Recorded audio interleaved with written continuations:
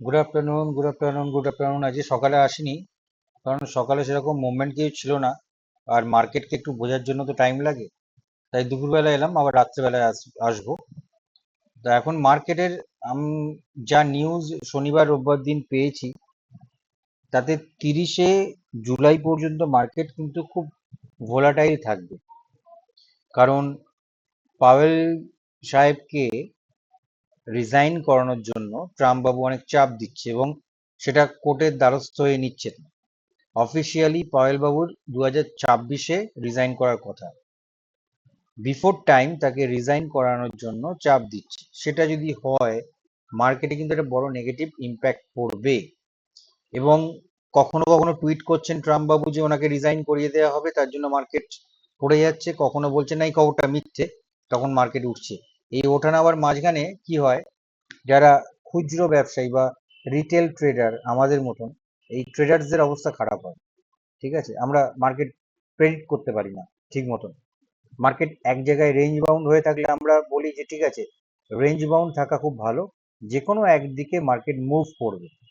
কিন্তু দিনের পর দিন যখন রেঞ্জ বাউন্ড হয়ে থাকে, তখন সেক্ষেত্রে এবং হট করে গোল্ড লাফিয়ে উঠলো, ক্রুড লাফিয়ে উঠলো বা নেমে এলো, এটা খুব রিস্কের ব্যাপার।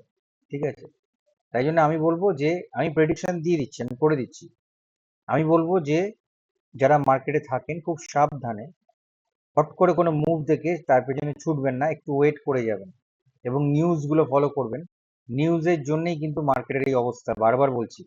সাপোর্ট, রেজিস্ট্যান্স, ট্রেন্ড লাইন, তারপরে নানা রকম ক্যান্ডেলস্টিক ফরম্যাট কিচ্ছু ম্যাটার করে না। আমি আগেও বলেছি, আবারও বলছি। হয়তো সারা পৃথিবী আমার এগেনস্টে যাবে, কিন্তু আমি একই জায়গায় থাকবো। Commodity market, it's all about the news. News যা হবে কমোডিটি মার্কেট তাই হবে। তারপরে আপনার আসছে টেকনিক্যাল পার্ট। ঠিক আছে, চলে আসি প্রথমে। আজকে 21 তারিখ, ক্রুড অয়েলের সাপোর্টে চলেছি 1 ঘন্টার।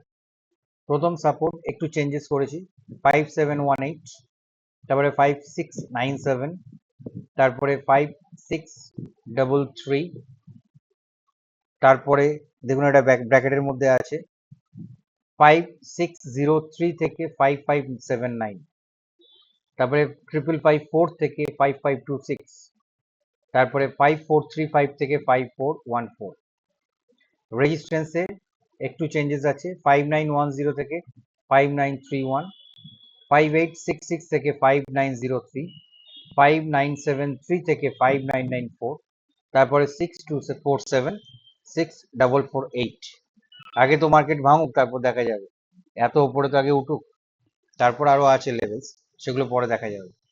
গোল্ড চেঞ্জ করেছি, সাপোর্ট 3313 থেকে 3310।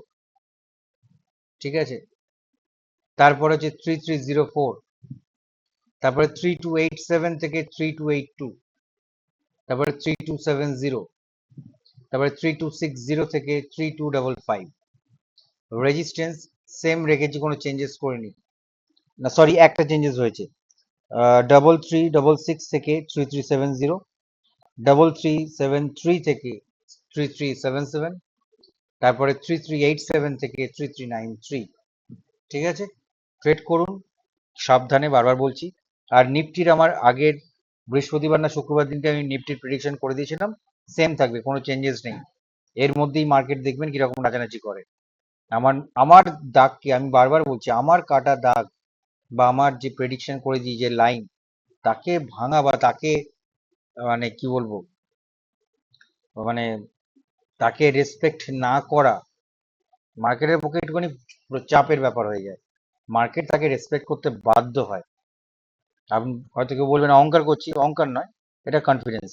এতদিন মার্কেটে ছিলাম, মার্কেটের কাছে মার্কেটকে অনেক কিছু দিয়েছি, তার এগেনস্টে শিখেছি, তাই জন্য বলতে পারছি। আমার লাইনকে কেটে বেরোতে গেলে একটুখানি মার্কেটকে ভাবনা চিন্তা করে বেরোতে হয়। থ্যাংকস দিস বাঙালি বাবু, thanks for watching. Will come again at night. রাত্রিবেলা আসবো। সবাই ভালো করে ট্রেড করুন, সাবধানে ট্রেড করুন। ভালো করে থেকে বড় কথা হচ্ছে সাবধানে ট্রেড করুন। ঠিক আছে, এখনকার মতো টাটা।